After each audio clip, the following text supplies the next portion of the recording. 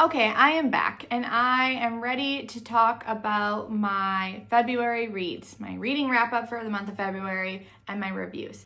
Let's just jump right in. I read 4 books this month, okay, and one of them includes the infamous Onyx Storm that was greatly anticipated, the release of it in January. I started to read it the day it came out because I pre-ordered the book, and so it arrived to me on release day.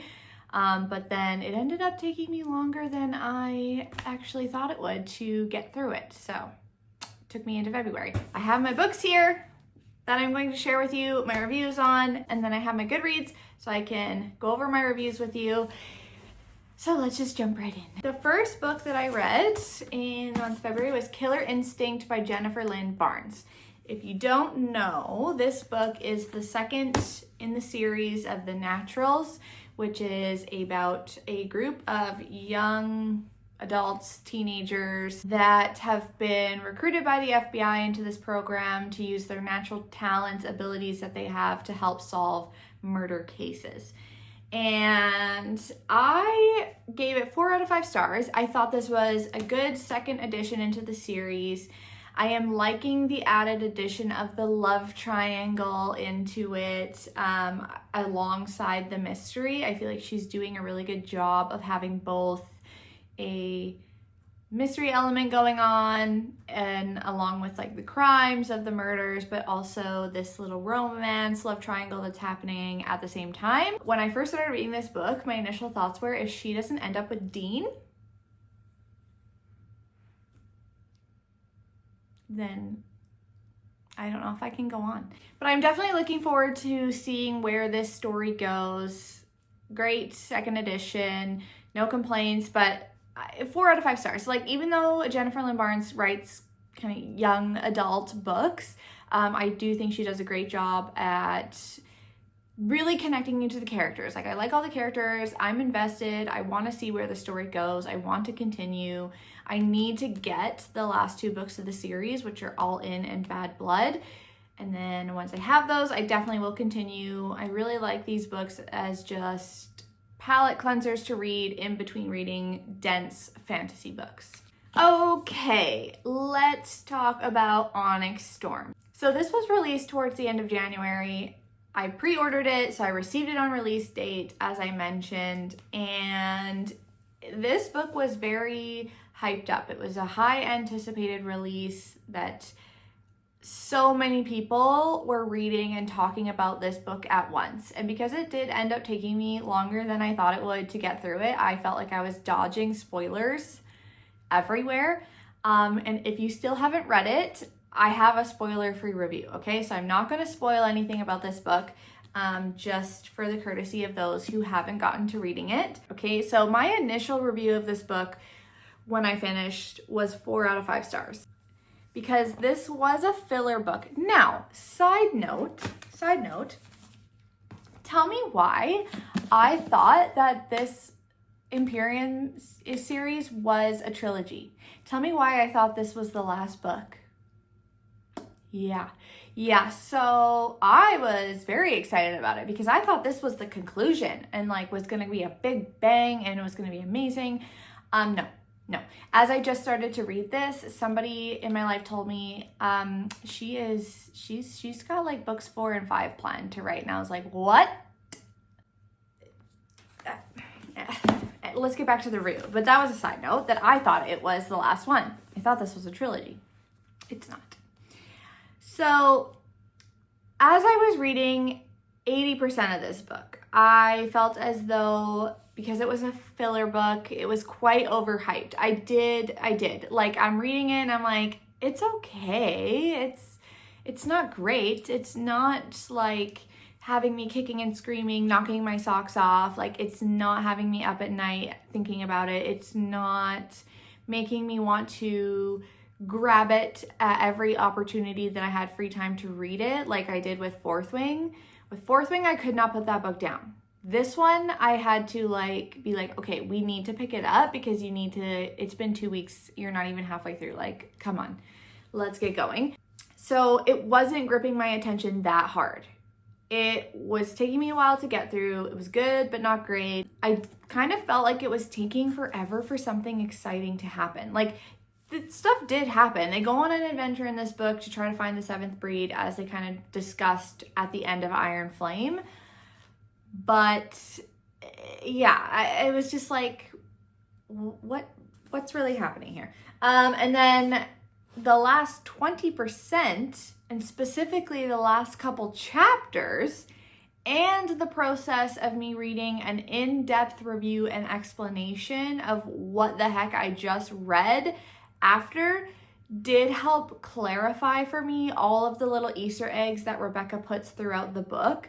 And it helped simplify the complex layers that Rebecca puts into the story, as well as the ending. So by me doing that, I bumped up my rating to 4.5 out of 5 stars, because then I was like, okay, I'm getting like what the in-depth complex layers are about here. And so things just started to like click for me a little more. And then that got me excited to try to develop some theories into what I think is going to happen. And the big cliffhanger that it leaves off on did bump it up for me. Now, I didn't give it a full 5 stars because it didn't have my attention the whole entire book. I would have preferred that it wasn't so slow moving for the first half. So, didn't get a full 5 stars for me. But now I do have a few theories as to what will happen in book 4. And I am sad that we have to wait so long to find out what's going to happen next. So those were my thoughts on Onyx Storm. I would love to know what your thoughts were on this book if you have read it. Did you find that it was overhyped because it was just kind of like a filler book? Did you end up really loving it? Did you end up hating it? This was a huge topic of conversation within the book community for so long. And then I was like, yeah, it was okay. But now I'm just waiting for book 4 and 5, like the grand finale. So anyways. Okay, moving on. Butcher and Blackbird.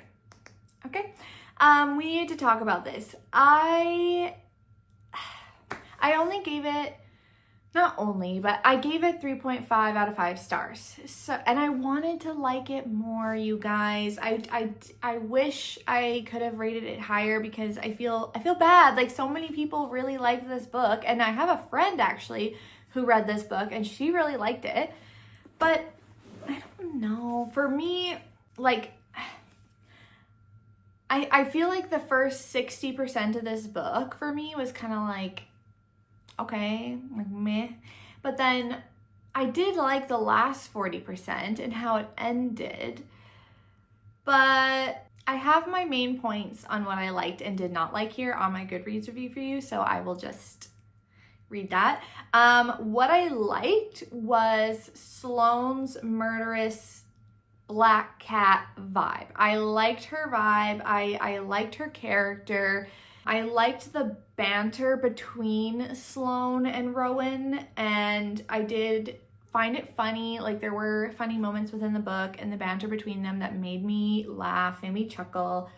Now, what I didn't love was it was insta-lovey for me. Like, how the heck, if you've read this book, you'll know what I'm talking about, but how the heck were they developing such hard and fast feelings for each other when they only saw each other for like once a year for the first 4 years? Like, what? Like, I know they texted in between, but they met up once a year for this challenge that they create for themselves. And I'm like, this doesn't make sense to me. I don't know. Like, I know with the position that they are both in, that they probably don't meet other people easily to develop other romantic interests, but yeah, I just didn't know if I don't really like that insta-lovey trope. And then the plot, like, I don't know, it kind of felt maybe like it was too short of a novel to really have both the romance and the serial killer murder aspects to coexist. Again, this is just my opinion, but it kind of felt like both just okay halves came together to make just like an okay plot. I don't know. And then it just took me a while to finish. Like, I wasn't with this book trying to read it every chance I got, even less than Onyx Storm. So overall, I liked it. I didn't love it. I don't see myself reading it again, and I don't see myself reading Leather and Lark and then the Sith and Sparrow one unless I was to listen to them through an audiobook. I don't think I would be purchasing those books, though, to add to my collection. So, and it's not that I don't like dark romance. I do like dark romance, but I just feel like something was missing for me, or I don't really know how to explain my thoughts on that one. Okay, it just 3.5 out of 5 stars for me. All right, and last up, I read Heartless Hunter, and I was very excited to read this one. It's been one that I've been wanting to read for a while. So my thoughts were, I gave it 4 out of 5 stars. I very much enjoyed this book. I know some people did not, but I was initially pulled in with the setting, the atmosphere, the cobblestone streets, and Rune, who's the FMC. She's a witch in hiding in this book, and like she has her loyal white horse lady, and yeah, I just loved the setting, the atmosphere. I was there for that. It's mostly a character-driven story rather than like a plot-driven story, so some people I think may or may not like that. I was pretty indifferent to that.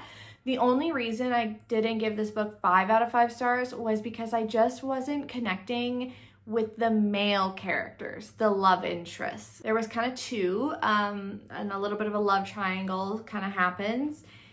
I just wasn't finding myself connecting with them. Like, you know how some books you read, you like become obsessed with the characters in there, you develop some new book boyfriends. The men in here were not my new book boyfriends, so sorry. So yeah, just not really connecting fully with those characters, but I loved Rune, and I loved the twist that the author puts in there towards the end, and I'm definitely going to be reading the second book in the duology, which is Rebel Witch. I've already ordered it, so I am very excited to read that. Okay, and that was my February reading wrap up and my thoughts on the 4 books that I read. Comment below if you have read any of those books and what your thoughts were, and then stay tuned for at the end of March. I will be posting my March reading wrap up. I'm currently reading Powerless, so that will be a book that will be in there. I'm loving that book, by the way, so I'm very excited to give my thoughts and review on that one. I also do shorter reviews. If you're not following me over on my TikTok and my Instagram, both are for all my social medias. My handle is Reading with Richele. You can go check out my different content that I post on those platforms. And if you liked this video, be sure to give it a like and subscribe so then you will be notified when my next video comes out. Bye guys!